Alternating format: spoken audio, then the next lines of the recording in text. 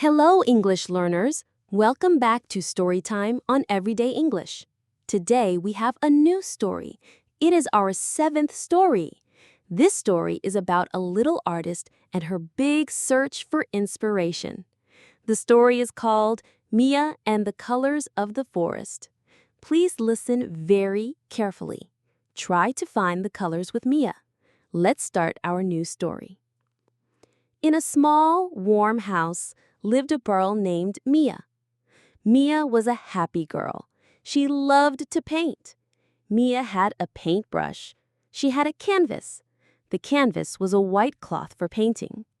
She had a box of many, many colors. Mia wanted to paint a beautiful picture. She sat down. She held her paintbrush. She looked at her white canvas. But her mind was blank. Her canvas was blank. Mia could not think of any colors. She could not think of a picture to paint. She felt a little sad. Her paintbrush was sad too. It was dry. It was not painting. "I need colors," Mia said to her empty canvas. "Where can I find colors?" Mia stood up. She took her small basket. She took her paintbrush and her white canvas. She walked outside her house. She went to the forest. The forest was big and quiet. The sun was shining. Mia walked slowly.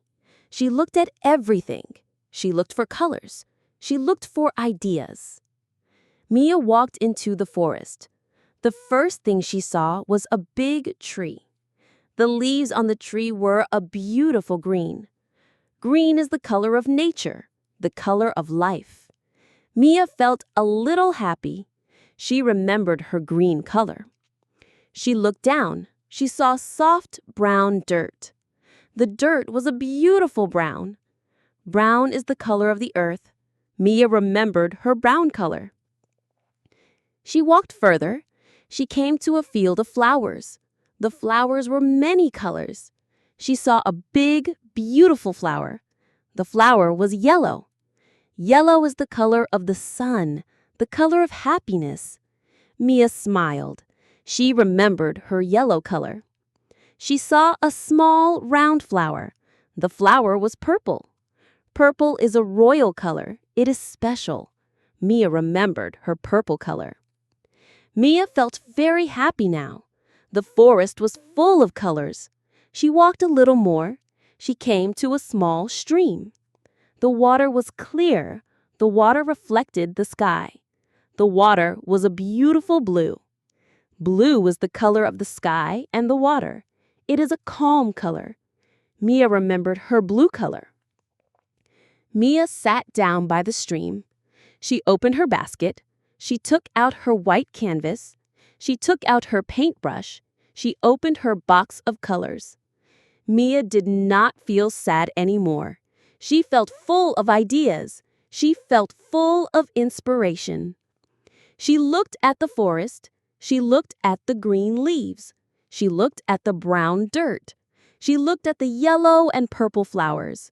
She looked at the blue water. Mia started to paint. She put green on the canvas. She painted the trees. She put brown on the canvas. She painted the ground. She put yellow on the canvas. She painted the sun. She put purple on the canvas. She painted the flowers. She put blue on the canvas. She painted the sky and the stream. Mia painted and painted. Her hands moved fast. Her heart felt happy. Soon the picture was finished. It was beautiful. It was full of colors. It was a picture of the forest, the picture of the stream, the picture of the trees, the flowers, and the sun. Mia looked at her painting. She was proud. She was very, very proud. Mia learned something important that day. When your mind is empty, you can look for inspiration. The world is full of colors. The world is full of ideas. You just need to look. You just need to observe. The forest gave Mia all the color she needed. And now she had a beautiful painting. Mia walked home. Her basket was full. Her heart was full. Her canvas was no longer white. It was a masterpiece. What do you think about Mia's story? What is your favorite color? What makes you feel creative? Think about the colors around you. They can inspire you too.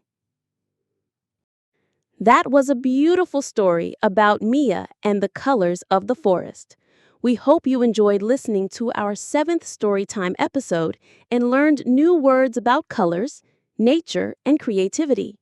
Remember, listening to English stories every day is a fantastic way to improve your English understanding. Keep practicing, keep listening, and keep enjoying our stories. If you like this episode, please give us a big thumbs up, subscribe to Everyday English for more great stories and lessons, and share it with your friends and family. Thank you for listening, and we will see you in the next video.